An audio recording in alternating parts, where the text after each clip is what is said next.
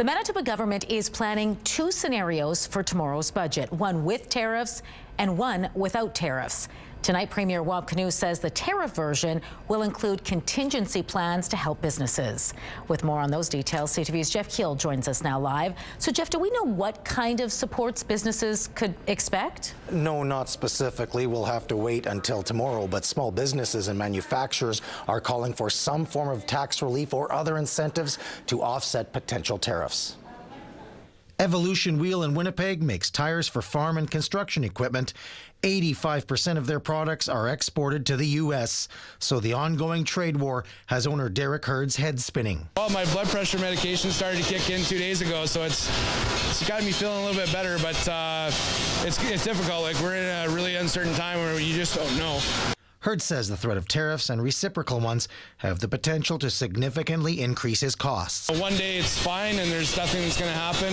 Next day you're paying 25%, and then the next day you could be paying 75%. On the eve of the provincial budget, Premier Wab Kinew is promising his government will lay out two financial scenarios, one without tariffs and one with, including supports for the economy and businesses. You'll be able to see, here's what the books would look like if Trump wasn't up to what he's up to each and every day, and then here's the contingency plans that we have in place to support our economy and support our jobs. The province has already announced some relief measures, including tax deferrals, but the Canadian Federation of Independent Business says more is needed. They'd like to see the removal of sales tax on insurance products, equipment, and machinery purchases. This is intended to help stimulate investment at a time when U.S. tariffs threaten to disincentivize businesses from growing or expanding their operations. And the Canadian manufacturers and exporters would like to see an emphasis on skills training for workers and some form of tax relief as well. So what kind of,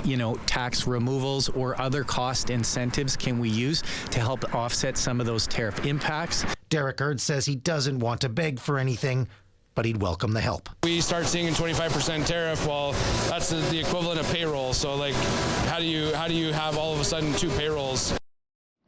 The Premier said the budget will also focus on putting people to work by building hospitals, schools, roads, highways, and personal care homes.